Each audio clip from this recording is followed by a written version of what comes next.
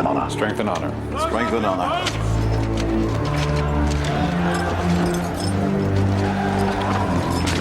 At my signal, unleash hell.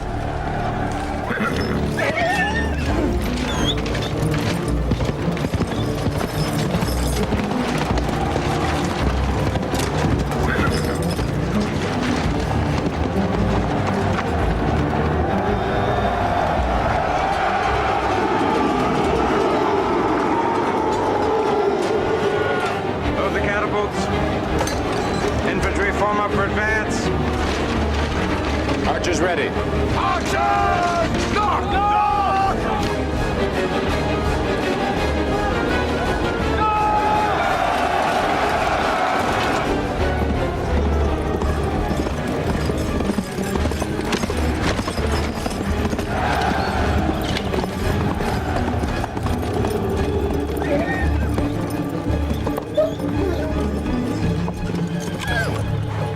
Atlas! 3 weeks from now, I will be harvesting my crops. Imagine where you will be, and it will be so. Hold the line. Stay with me. If you find yourself alone, riding in green fields with the sun on your face, do not be troubled. For you are in Elysium, and you're already dead! Brothers, what we do in life echoes in eternity.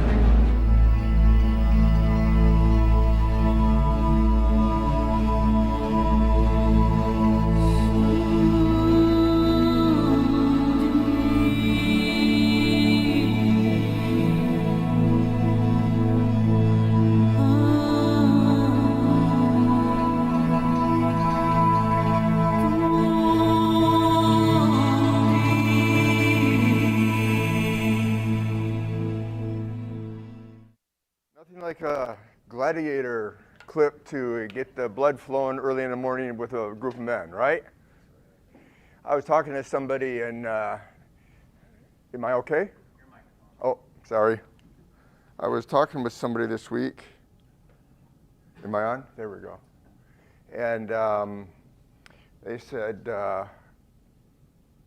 I know what that dog's name was in that clip. And I said, well, what is it? And he said, his name's Hell. And I said, well, how did you know that? And they said, well, just watch. He says, at my command, unleash hell. And then the next scene shows what? The dog, and they're letting the dog go. At my command, unleash hell. And then hell takes off after him. So it's good to see you guys today. Today, we're going to bring our series, What on Earth is God Doing, to a close with a footnote. I think we've been doing this, I think this is like our 12th session, so we've been doing this a while here. And we really started from Genesis and worked all the way through the book of Revelation, and now we want to address a question that I don't think we've ever really addressed too much or think about, and that question is this: what on earth will we be doing when the cosmic war is over and Shalom is restored to the world and we are at home at last? We talked about what God was up to. We talked about he's working to restore his family, and then the whole war and how it comes about, and now we're home at last, the new heaven and the new earth. But what are we going to be doing? We can ask it another way. If through the Bible, God is telling a larger war story about human history, and if the goal of that story is to restore God's alienated human family back home with him, then what will we do for all eternity after we return home as God's renewed and adopted sons? What are we going to be doing?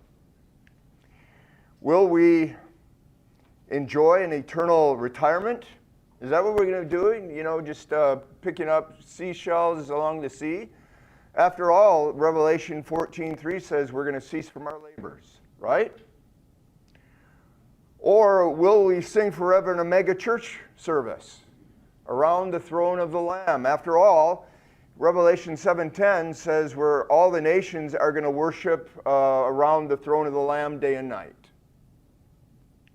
Or will we serve as a perpetual usher or deacon in that church service that goes day and night for all eternity? After all, it says in Revelation 22:3, we will serve King Jesus, who sits on the throne. What are we going to be doing for all eternity?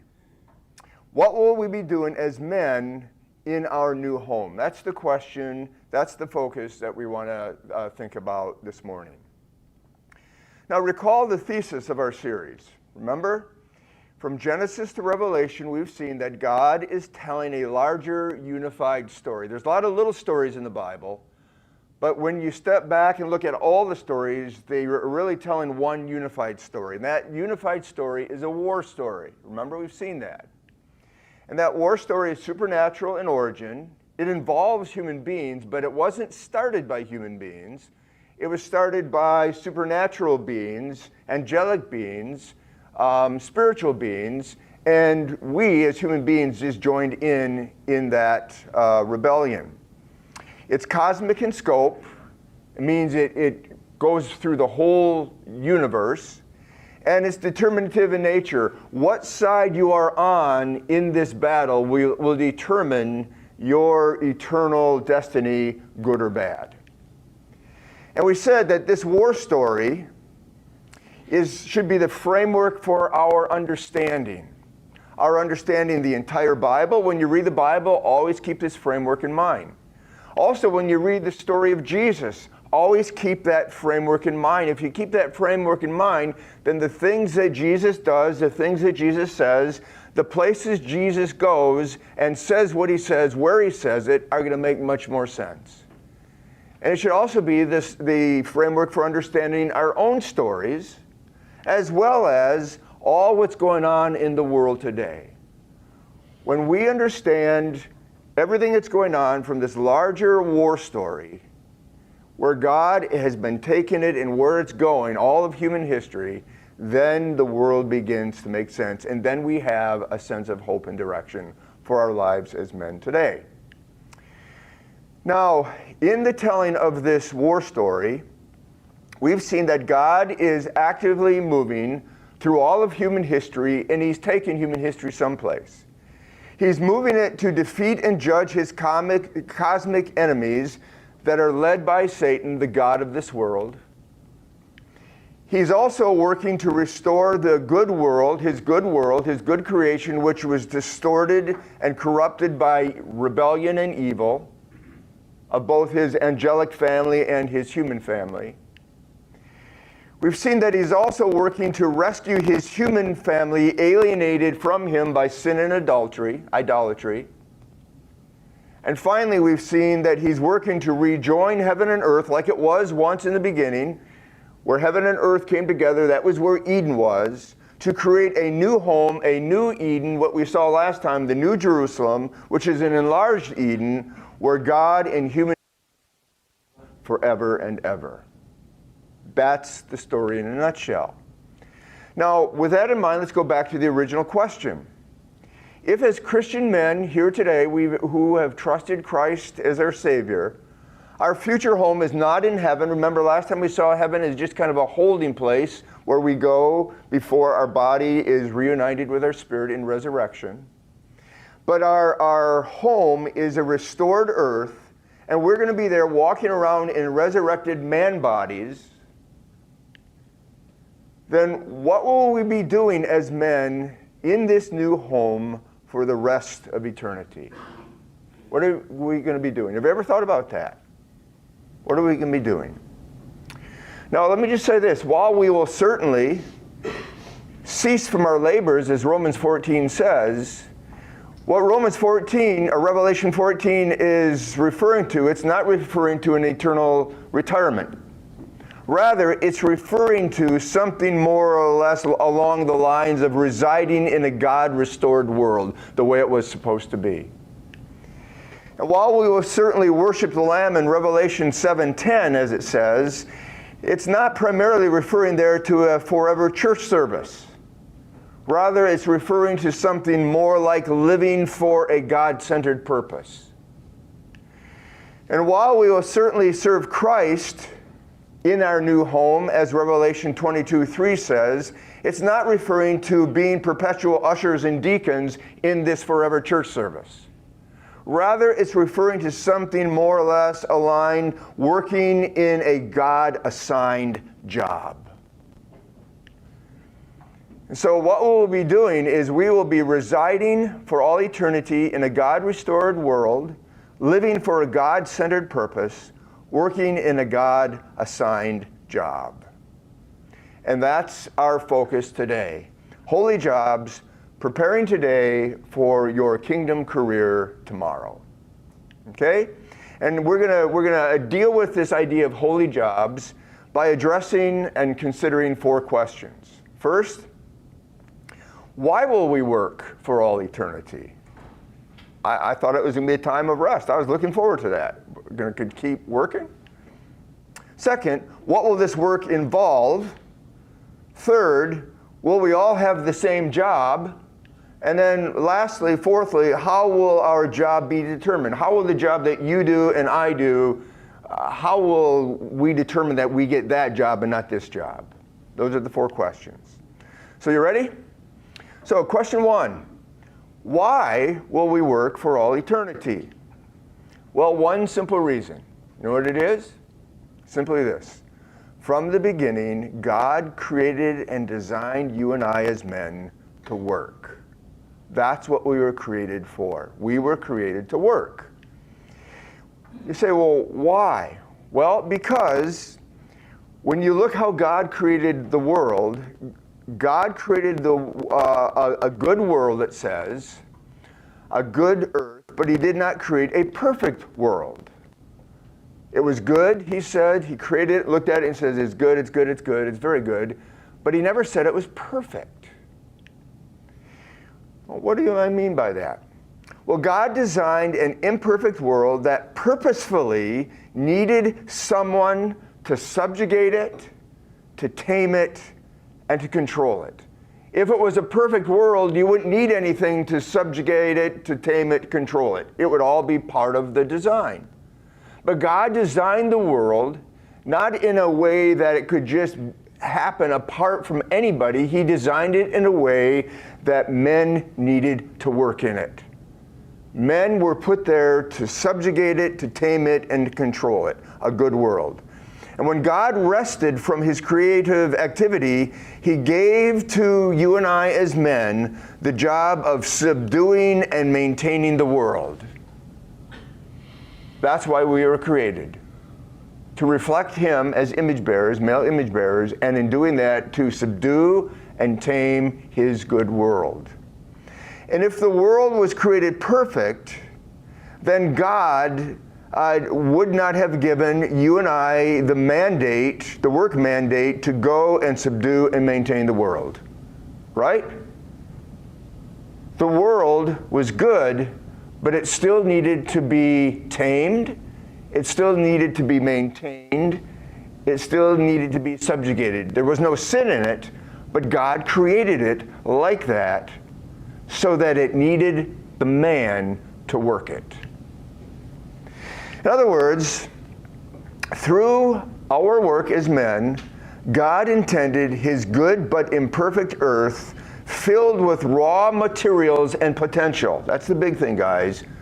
Raw materials and potential to be subdued, shaped, and formed.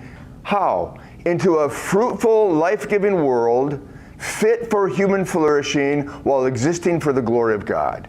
And how was the world to be subdued and shaped and formed into a fruitful, life-giving world? How was it to be shaped like that, guys? How? Through our work.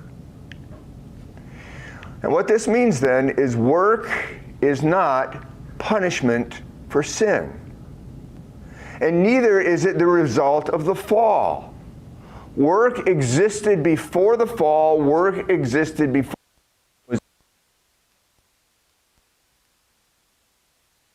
In of itself is both good and what?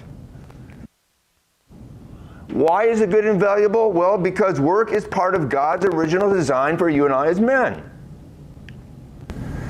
Men exist to work. We do not work to exist. Why do we exist to work? Because that's how we were designed.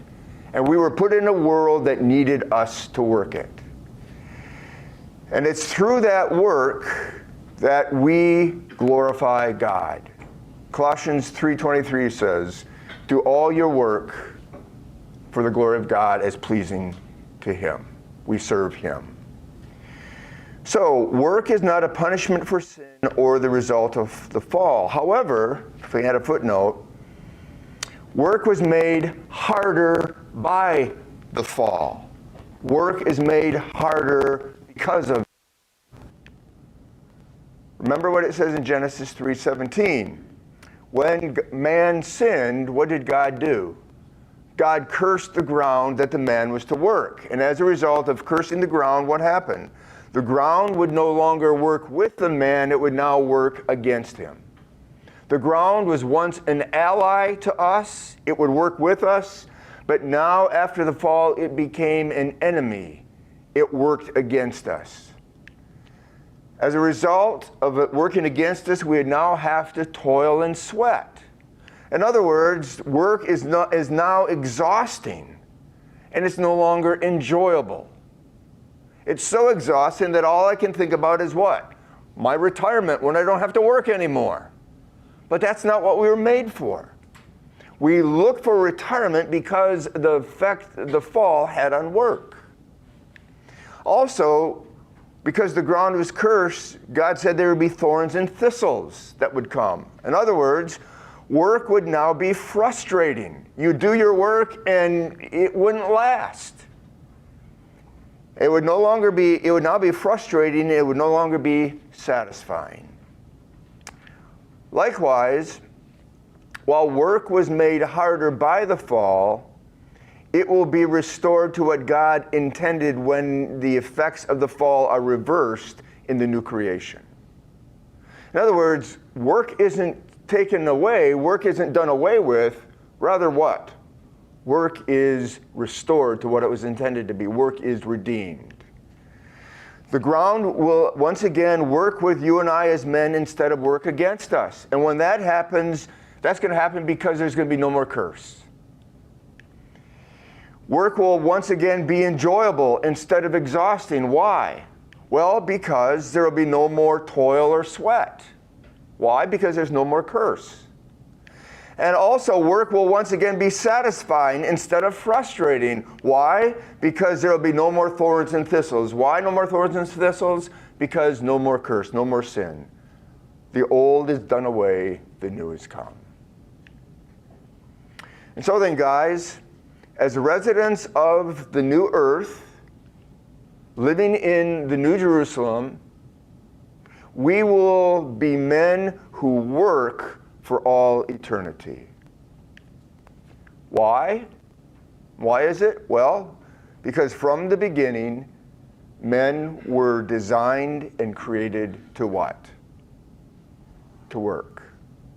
What God intended from in the first Eden will be fully restored in the new Eden. And when that happens, we will live a life of enjoyable, satisfying, meaningful, life-giving work. And in that work, we will bear fruit that blesses others. And in that work, we will live a life that really glorifies God. So we were made to work, and we will continue to work for all eternity. Question number 2, what will this work involve? I know what I'm doing here and what it involves here, but what about in the new earth, in the New Jerusalem? Well, Revelation 22:3 gives us a clue as to what that work will involve. Here's what it says. John says, "No longer will there be a curse upon anything. For the throne of God and the Lamb will be there, and his servants," that's you and I, "will worship him." What does it say we're going to be doing? We're going to be worshiping him. Now that word worship is an interesting word in the Greek. It's the word latruo. Literally means embodied service. It described how a priest would worship. It would be through his service. Through his body, he would serve the Lord. The word it's used in Romans 12 when it says, present your bodies as a living sacrifice, which is your holy form of what? Latruo, service, worship. So this whole idea of worship here is this. Our worship will be our service. It'll be more than just singing praise. It'll be what you and I do in our bodies in serving Christ in that place. The work, our service, and this worship will be the work for which we were made. And guys, these will be the holy jobs that await us. The jobs that await us, the holy jobs that await us, will be our service to Christ. It'll be our work for Christ, but it will also be the way we worship Him. Okay? Now, if that's true, then what will this worship or this service involve? Well, let's think about it again. In the beginning of God's story, Genesis 1 and 2, what happened? How did we serve God? Well, we served God as God's royal imagers, right? We were image bearers. We reflected Him like nothing else that He created. We alone bear God's image in this world. And so we served as God's royal imagers, whose job, what was our job back then? Our job was to represent His kingly presence in this world. How? Through divinely mandated governance. We were to govern as His image bearers on His behalf to extend His rule for His glory.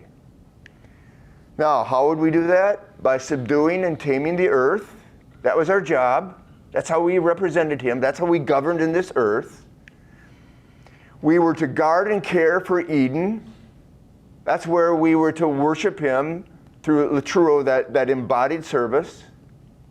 And that's where we were to extend and expand God's rule into the world. That's what service involved. That's what work involved. That's what worship involved in the beginning. That's what we were made for, guys, as His image bearers. We were to govern the world on His behalf. Now, this is what men were made for. Okay? This is what you're made for. This is what I'm made for. This is also the work we were assigned to do in the beginning. And this is the worship of embodied service. This also is the labor that was made harder by the fall, if not impossible. But this is also the holy job that's awaiting you at the end of God's story. For example, let's look and see here. Revelation 3:21, Jesus says, "The one who overcomes, I will grant to him to sit with me on my throne." 2 Timothy 2:12 says, "If we endure, we will also," what? Reign with Him. Revelation 2:26, Jesus says, "And to the one who overcomes and continues in my work until the end, I will give him," what? "Authority over the nations, and they shall," what? "Rule over them." Romans 8:17, "And co-heirs with Christ, if indeed we suffer with Him, in order that we might also be glorified with Him." And Matthew 25, in the sermon, or the parable Jesus gives, He says, "Well done, good and faithful servant. You have been faithful with a few things. Now I will put you over many things. Enter into the joy of your master." Now what's going on here? Notice, our future work is governance in scope. Notice, Revelation 3, he talks about the throne. You'll sit with him on the throne. 2 Timothy 2, reigning with him. Revelation 2, authority and ruling with him. Romans 8, co-heirs with Christ. Matthew 25, that he will put us over many things. The whole idea of what Jesus is talking about here, what we were made for in the beginning and what awaits us in the future is what? Our work will involve the governance of the world, ruling and reigning with Christ. But did you notice something else? While our future work is the governance, involves governance in scope, did you notice it's all contingent in nature? Look at Revelation 3. You'll sit on my throne if what? You overcome. Overcome what? 2 Timothy 2, you will reign with him if you what? Endure. The Greek word that's used there has to do with endure sufferings. Revelation 2:26, you'll have authority and rule with him if what? You overcome and continue to the end. Revelation 8:17, or Romans 8:17, you'll be co-heirs with Christ, what? If we indeed what? Suffer with him. Matthew 25:21, we will be put over many things if what? We are faithful. In other words, the work that awaits us, the job that awaits us, our future work involves governance in the world, but notice, the governance that we do will be contingent in nature. In other words, while we will all be residents of the new earth because of faith in King Jesus, and while we will all work there because work is part of our masculine design, and while our work will be governance in scope because of our status as image bearers, here's what I want you to see. The specific job that will be assigned to you and the specific job that will be assigned to me in that place will be determined by our level of faithfulness to King Jesus here, today, in the present, through the course of our life. And you say, well, exactly what does that mean? Faithfulness here today to King Jesus through the course of our life. Does that just mean I've been a nice guy all my life and didn't do bad things? Or does it mean something more, something else, something different? Well, I'll come back in 5 minutes and we will look and see what that is. Prior to the break, we noted that while we're all residents, we will all be residents of the new earth simply because of our faith in King Jesus. Not because of our works, not because we overcome, but simply because of faith in Christ. Okay? So while we'll all be there because of faith in Christ, and while we will all work there, because that's what men were created to do, that's all going to be restored. And while our work will be governance in scope because of our status as image bearers, that's who we will still be. We'll still be male image bearers. And what were male image bearers meant to do? They're meant to work. And what was the work about? Governing the world. Okay, so all that's going to be there.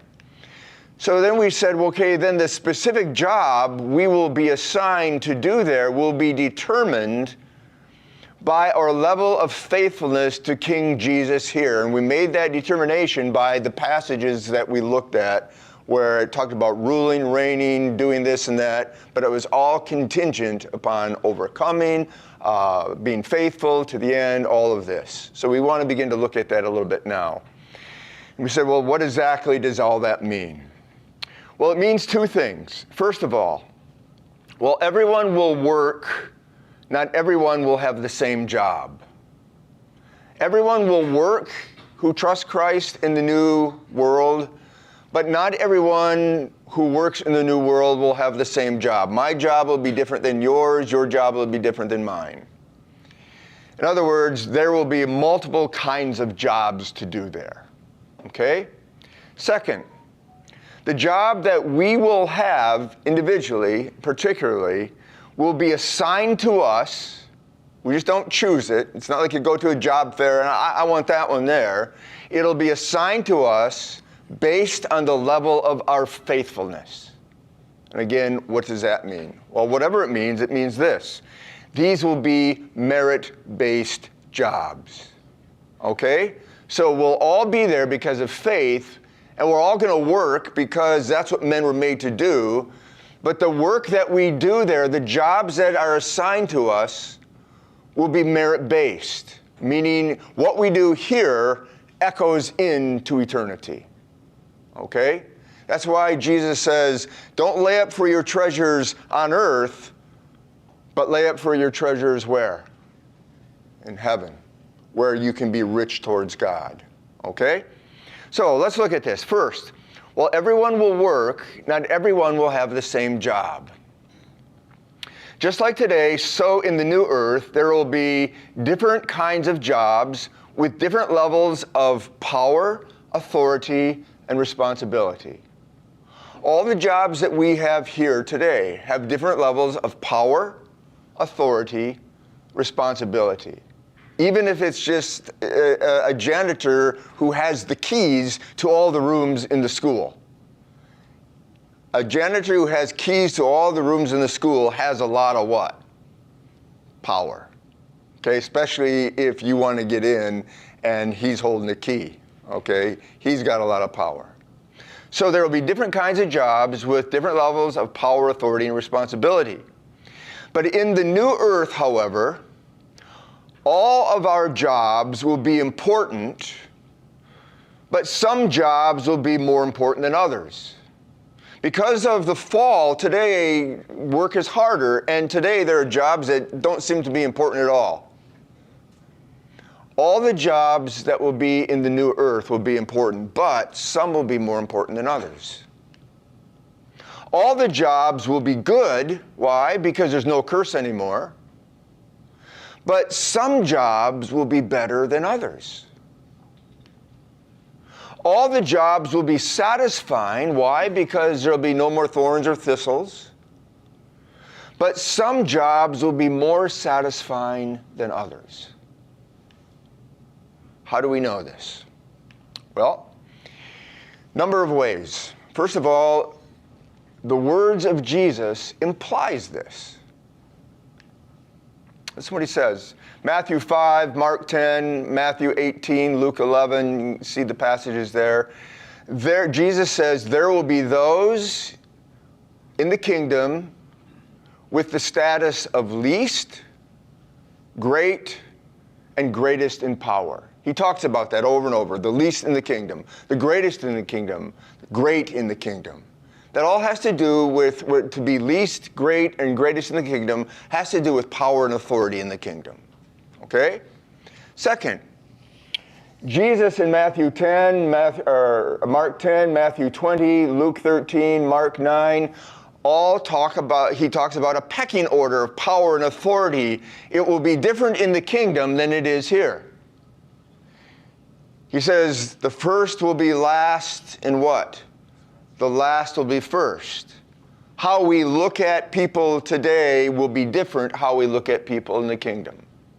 And again, if you go to those passages, he's talking about power and authority. Those with no power and authority today, they might be the people in the kingdom that have power and authority. And those with power and authority today may not have any in the future. Okay? In Mark 10 and Matthew 20, Jesus says some will sit next to him in seats of highest authority and highest power in the kingdom. Remember who it was, the two disciples. Can we sit next to you? And he doesn't say, no, there's not going to be, there's just going to be equity in the kingdom. Everybody's going to be the same. He doesn't say that. What does he say? He says, that will happen, but it's not for me to determine who has that rank. That is reserved for those people. So he doesn't deny it, he affirms it. Also, he says, in the kingdom, some will be rich towards God, and some will not be rich towards God. Luke 12, Matthew 6, and then 1 Timothy 6:19, Paul says the same thing. Also in Matthew 20 and Mark 9 and Mark 10, Jesus talks about power and authority in the kingdom is something to be sought after. He says what? If you want to be great in the kingdom, if you want to have power and authority in the kingdom, what do? You be a servant of all. That's how you have it. Not stepping down on people, but going underneath people and lifting them up. It's different. So what do we see here? Well, the words of Jesus imply that in the coming kingdom, there will be different kinds of jobs with different levels of power, authority, responsibility, and importance. There will be jobs that are least, great, and greatest. They'll all be good, but some will be better. Now, I didn't know where to stick this, but let me just stick it here, because the theme of inheritance in the Bible, Old Testament and New Testament. If you understand the theme of inheritance in the Old Testament, especially how sons would inherit the father's land and wealth, and then the firstborn son, there would be a double inheritance. And then how that transfers over into, that thinking transfers over into the New Testament and what Jesus is talking about, what the New Testament authors talk about. I want to just talk about that here just very quickly. I chose to begin with James here. James 2 verse 5 says this: God has chosen those who are what? Rich in faith to inherit the kingdom, which he promised, the kingdom, the inheritance of the kingdom, to those who love him. Let me make 4 observations. First, notice there is a possibility of possessing great riches in the unseen realm. We can be rich in faith. Whatever that means, it means that in the realm where God exists, in the realm where God views and looks at me, it's possible for me to be rich towards God.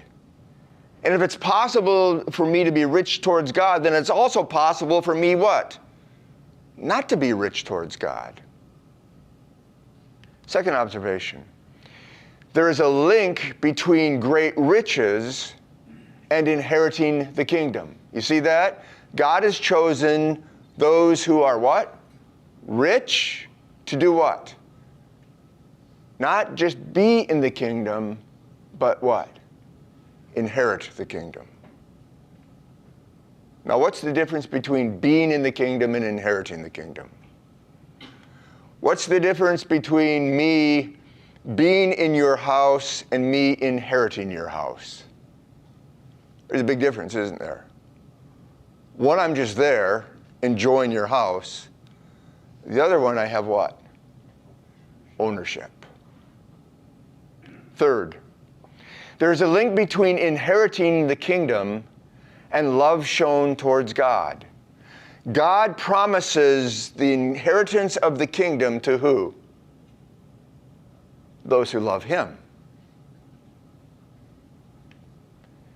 Lastly, there is something more to inheriting the kingdom than merely getting into it.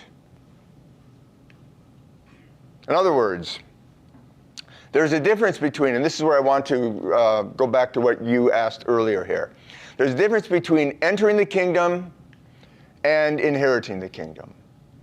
What does it mean to inherit the king or to enter the kingdom? Well, entering the kingdom is the unbelievable privilege of freely living together as residents in the kingdom as God's beloved children. In John 3, Jesus says to Nicodemus, he says, unless you're born again, you can't even what? See the kingdom. Doesn't talk about inheriting it. He talks about being there, living there, seeing it. And Jesus says we see the kingdom, we're part of the kingdom, we live in the kingdom by being born again, trusting him. Contrast that with inheriting the kingdom. It's the unspeakable offer of possessing co-ownership of the kingdom with King Jesus as God's mature sons. Romans 8, 16 and 17. We'll talk about that in just a second here. Now, what that means is while we'll all be in the kingdom because of faith, only those who enter or who inherit the kingdom will inherit it because of what? How they lived. Were they rich towards faith? Did they love God with their heart, soul, mind, and strength? Because I can guarantee you this. There are some days I love God, and there are some days I don't love Him too much. Some days I love Him more, some days I love Him less. And through the course of my life, there's going to be a medium. There's going to be an average of how I love God. It doesn't mean I'm not going to heaven and then the new earth, but what it does mean is that I lived a life that didn't love Him as much as I could have. That's true for all of us. If we all love God the same, then none of us love God at all, right? Because that's how it works. But what I want you to see is entering the kingdom, you can be there and have no wealth. You weren't rich towards God. You had faith in Christ. For example, the guy on the cross next to Jesus. Last minute, what does he do? He trusts Jesus. Jesus doesn't say, well, sorry. He says, today you'll be with me in paradise. Did that guy live a life that was rich towards God? No. And so he goes into the kingdom on the basis of his faith in Christ. And he's there and he's going to work, and it's a good thing that he's there, and it's unbelievable privilege. He's part of the family. But he doesn't have the wealth as, say, John or Peter or Matthew did. And so you can enter the kingdom and have minimal authority and power. Or you can be there with great authority and power.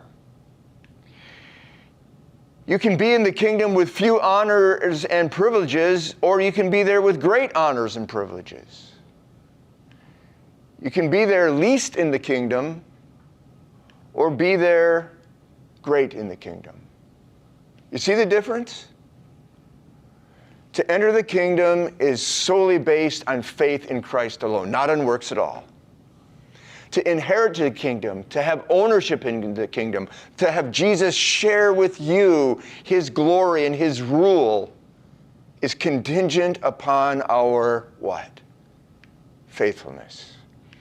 So then, while everyone will work on the new earth, not everyone will have the same job. There will be different jobs with different levels of power and authority and responsibility. And we base this statement on two things. First of all, Jesus' words on the kingdom. And secondly, the Bible's teaching on inheritance. And I know I went through this really quick, and this may be new ideas to you. And it's like, man, I never heard that before. What the heck's he talking about? If you want to read more about this, two good books. The Reign of the Servant Kings by Jody Dillow. It's about 600 pages, but it's very thorough. And then there's another book by my advisor at Dallas Seminary, Zane Hodges, The Gospel Under Siege. That is about maybe 200 pages. But if you haven't heard of this, this is new to you, I would encourage you, maybe first of all, pick up The Gospel Under Siege. And then if you're really interested, pick up The Reign of the Servant Kings by Jody Dillow. Okay? So, second, the job will all work there, but it'll be different. And the jobs, now secondly, the job we have will be assigned based on our faithfulness. Let's think about that. What does that mean to be faithful? Well, let's look at just a couple passages again. Revelation 3:21. To the one who overcomes, I will grant the right to sit with me on, where? My throne, just as I overcame, Jesus talking, and sat down with my Father on His throne. How did Jesus overcome? He was faithful to God's purposes and God's call on his life. What? Until the end. He was faithful in the wilderness. He didn't turn away from God and try to make life work on his own. He showed what believing loyalty looked like. Now that doesn't mean that believing loyalty for us, that we're never falter. We do. But because when we falter, we realize that we're still going to be loyal to God, and we come back to him how? Like David did, through confession. Lord, this was wrong what I did, and it was wrong because you are at the center, and my life is loyal to you, and this isn't how I want to live. And so I return to you as the God of creation, the God who has done everything for me, including forgiven my sin, not just so that I can live with you for eternity, but so I also can now live with you now without guilt and shame, because Jesus has died to take away and cleanse me of my sin. That's believing loyalty. Romans 8:17, now, he says, if we are children of God, then we are his heirs. Whose heirs? God's heirs, the Father's heirs. And we are co-heirs with Christ. Now notice, you don't see this as clearly here, but in the Greek there are two kinds of heirships here. If we go back a verse 16, he's talking about we're children through faith, and we are now heirs of God. But he says there's another kind of heirship. There are two kinds of heirship. Heirs of God, children, and what? Co-heirs or joint heirs or fellow heirs with Christ. And while our heirship with God is based on faith alone, notice what he says our heirship with Jesus is based on. If also we share his sufferings. And if we do, it's so that in order we might also share his glory. And what's the glory he's talking about here? The glory he's referring to is his exaltation, his rule and his reign as a result of dying and being risen from the dead and being exalted as King of Kings and Lord of Lords. He shares that with us. We will sit on his throne with him. He shares his throne with us. Why? Because we were made to work, to govern. And when we are faithful to him, he shares with us what is his. Luke 19, verse 17, the parable. Well done, you are a good servant. You have been faithful with little that I have entrusted to you, so you will be governor of 10 cities as your reward. Again, the whole idea that we are given authority and power in the kingdom to do our work and our jobs to the degree and level that we were faithful to him today. A future job of power and authority is contingent upon present faithfulness. Again, guys, it's not just being a nice guy and I don't do bad things. Faithfulness has to do with the battle. It has to do with using the resources that God has given to us to be part of his story, to advance his storyline, to not give in to the enemy, but to stay firm and committed to him. And we'll all do that at different levels and different degrees. And our hope is that we will do it more and more, be more and more faithful. But what he says is to whatever level, degree that we are faithful, he sees that and he will reward us with the job in the kingdom. In fact, listen to what 2 Timothy 2:11 through 13 says. It says, if we've died with him, then we will also live with him. If we endure, and there's that word, endure sufferings on his behalf, then we will also what? Reign with him. If we deny him, then he will deny us. I wonder what? If we are faithless, even then he remains faithful to who? To us. Why? For he cannot deny himself. What's he saying here? What's Paul saying? Well, let me add some ideas here, kind of an interpretive paraphrase. If we have died with him, and every believer by faith has, we die with Christ and we're raised with him. That's what baptism is all about. If you've trusted Christ, you've died with him, right? If you've died with him, and we all have, if we've trusted him, then we will also live with him. Where? Well, forever in his presence, in his kingdom, on the new earth. Okay? That's entering the kingdom.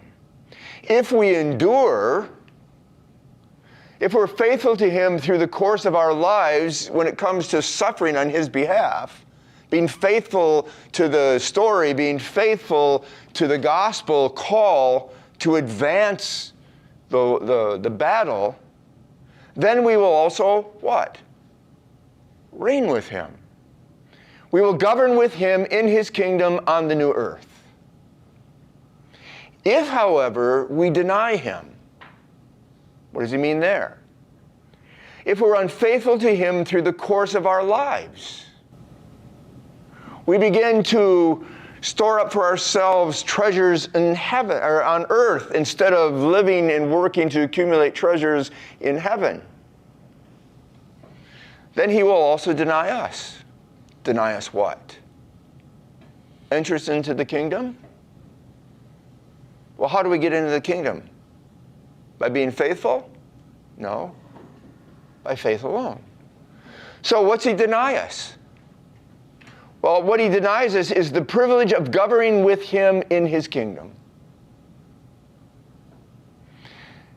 And if we are faithless, meaning unfaithful, thereby forfeiting the privilege of reigning with him, if we are not even going to reign with him in the kingdom because we've been unfaithful to him, even then, what? He remains faithful. Faithful to who? To you and me, and to what else? His promises. For he cannot deny himself. We will still live with him forever in his kingdom. Question. If our future job is contingent upon our faithfulness to Jesus, then that means our lives will be evaluated, right? That means our lives will come under review.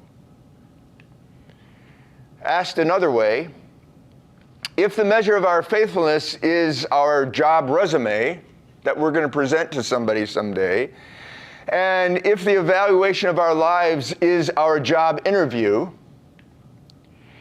then when, where, and who will conduct the interview to determine our future job assignment? When will that happen? What will that all be about? Well, that brings us to 2 Corinthians 5, 10, and 11. What does it say? Paul says this, for we must, and he's talking to believers here, you and I, Paul, we must all appear before the judgment seat of Christ.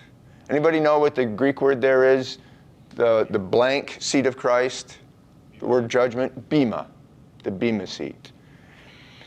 So that each one of us may be paid back according to what he has done in the body, whether good or worthless. He's talking about quality there, good or worthless, the quality of our lives. Knowing, therefore, the terror of the Lord, we persuade men. Now, what's he talking about here? Well, the Bema seat, we'll all appear before the Bema seat of Christ, referred to something that happened in the Near East in that time. And in Corinth, where the readers of this letter lived, it was the place where Roman citizens came to be evaluated by the governor for reward or forfeiture of reward. Okay, that's what it was for. They would come, they would be evaluated, they were coming under review, and it would be determined whether they would be given reward or they would forfeit whatever that reward was. That's what he's referring to here. And so they all understood what it was. Now, the judgment of believers, this Bema Seat judgment, the judgment seat of Christ, is to determine our future job in the kingdom. It's not there to determine whether we're going to be in the kingdom. That has been settled by faith in Christ. Now, this is different than the judgment of unbelievers in Revelation 20, where they are determined they're going to hell and what the level of punishment is going to be there for them. That's why the books are opened and their names are looked at there. That's called what? The Great White Throne Judgment. That's for unbelievers. Everybody's going to be judged.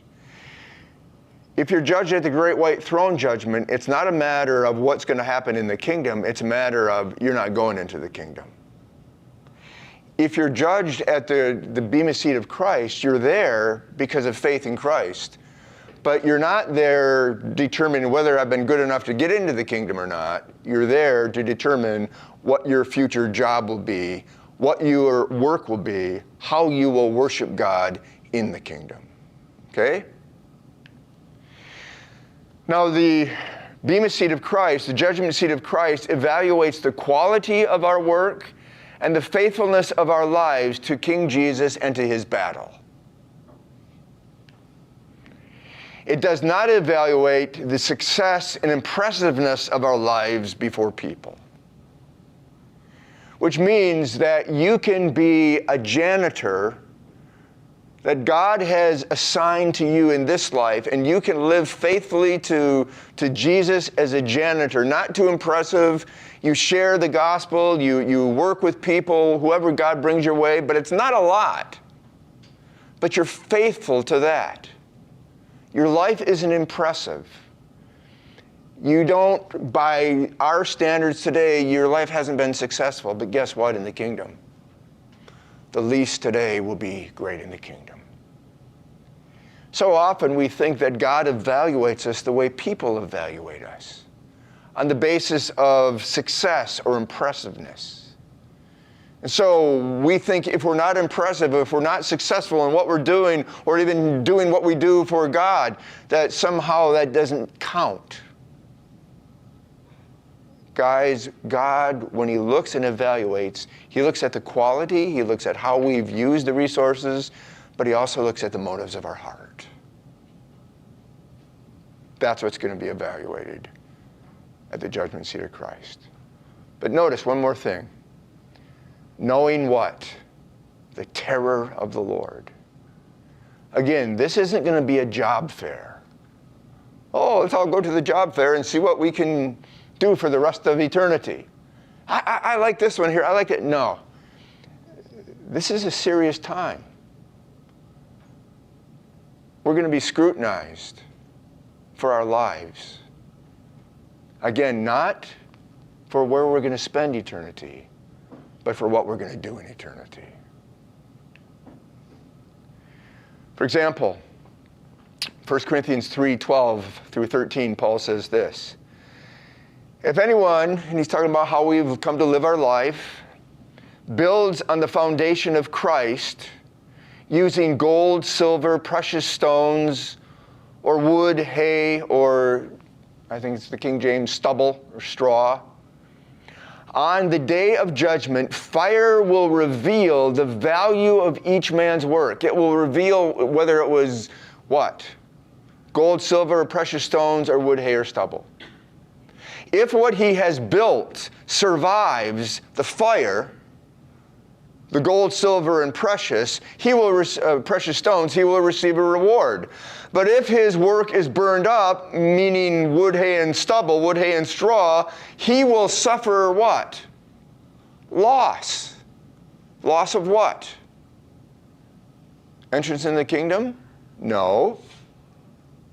Loss or forfeiture of reward.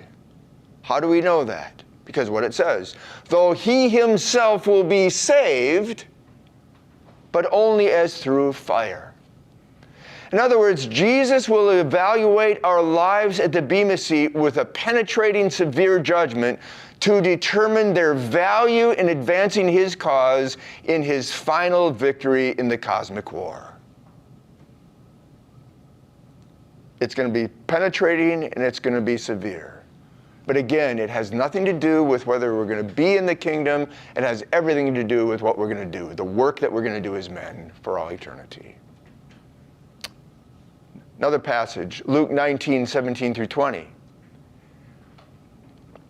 This is the parable that Jesus told. He says, sometime later, Jesus telling the parable, the king of those servants returned. And remember, he gave one person 10 bags of gold, another 5, another 1.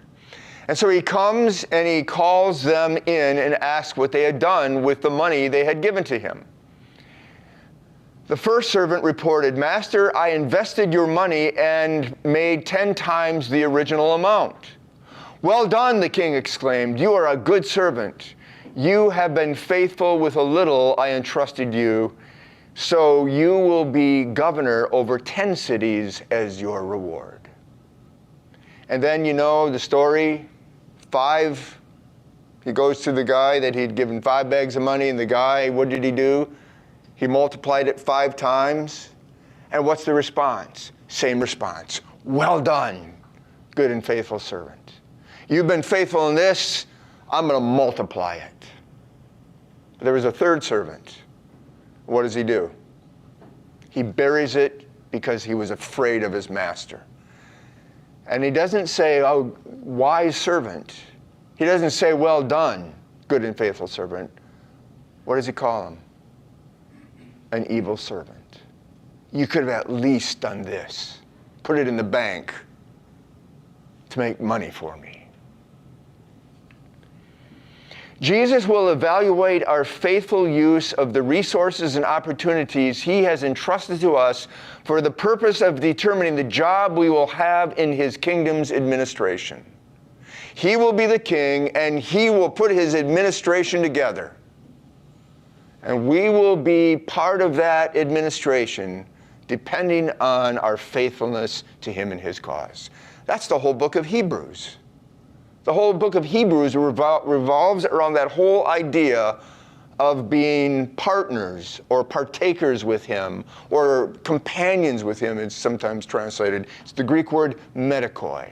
That's one of the main themes through the book of Hebrews. Zane Hodges, commenting on this parable, he says this. According to the parable, when the king returned, he called each of his 3 servants to give an account. This clearly suggests the judgment seat of Christ. The outcome of this review is varying degrees of authority in the kingdom. The degree of authority is based on the measure of each servant's faithfulness and productivity. Thus, one servant receives authority over 10 cities, another over 5 cities. Both servants are sharply distinguished from the unproductive servant, who is given no cities to rule and is even deprived of what he has been given. This bears an unmistakable resemblance to a Christian whose works are burned up and who will be saved, yet as though through fire. The passage we just looked at in 1 Corinthians 3. Is this making sense to you? So what have we seen? Well, while every man will work in the new earth, not all of us will have the same job. We're going to all have different jobs. And there will be different kinds of jobs with different levels of power, authority, and responsibility. And the job that you will have and the job that I will have will be assigned to you and me by King Jesus himself at the Bema Seat judgment. We're going to all stand before him someday. And as we stand before him and are evaluated, the evaluation will be based on our faithfulness to him and to his cause in the cosmic war. And what happens there will be determined by our faithful use of the resources that he has entrusted to us, the resources and opportunities. You say, but when will all this happen? Well, let's remember God's storyline. Let's go back there as we bring this to a close. Remember, God is telling what kind of a story? A war story. And he's telling it all through the whole Bible, from Genesis to Revelation, from the Old Testament to the New Testament. And this story, the war story, begins with the story of the world, Genesis 1 through 11. And in Genesis 1 through 11, we learn that God makes a good world because he wants a human family. But what happens? God's good creation and his family are distorted by evil. There are the three uprisings, the fall in Genesis 3, the flood in Genesis 6 through 7, and the Babel in Genesis chapter 11.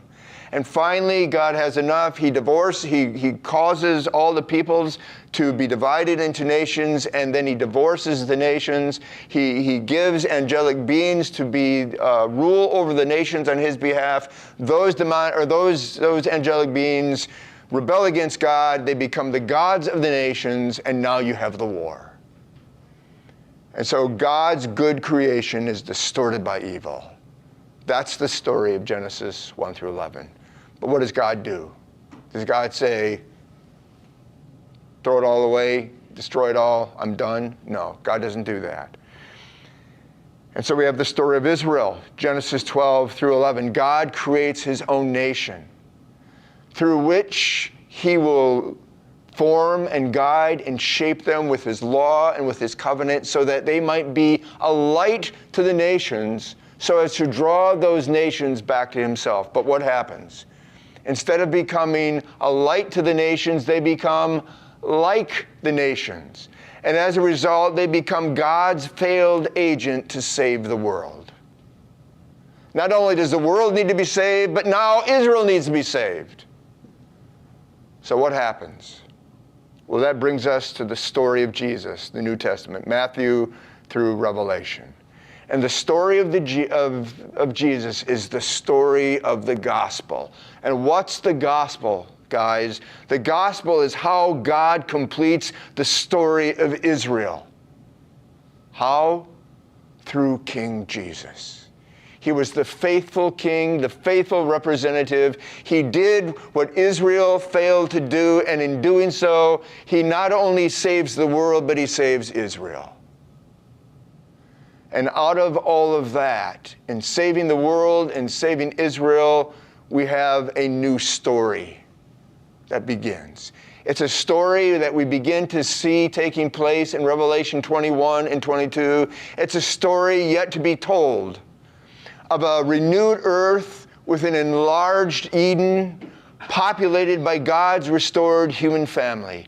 This is Shalom at home. This is where we will spend eternity and forever, living with God, dwelling in his presence. And guys, it's in this place that we will work and serve Jesus, King Jesus, as our worship, as our service, doing the job that he assigns to us. When?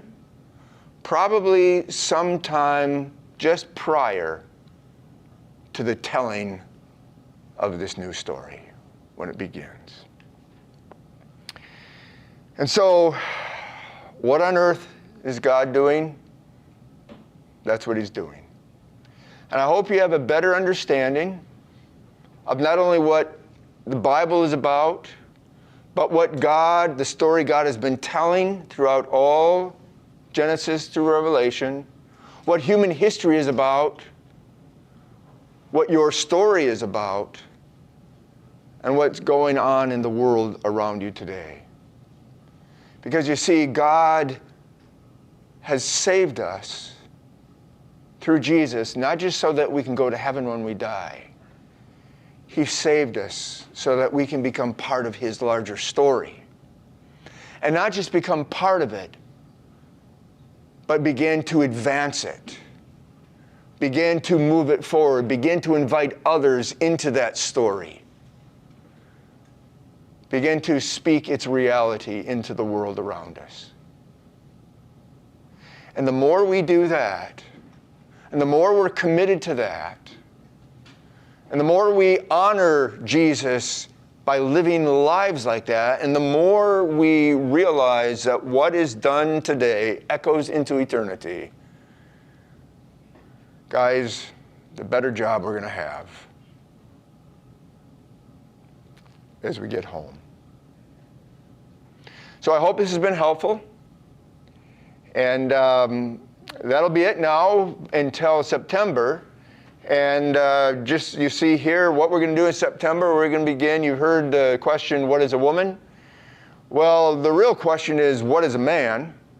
Because if you can't define what a man is, you can't define what a woman is, right? Why? Because where does a woman come from? A woman comes from the man.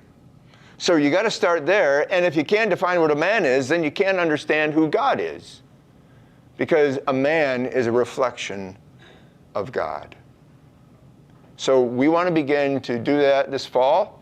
Let other guys know the question that every man must answer. And it's one like the question, what is a woman? Not too many people can answer.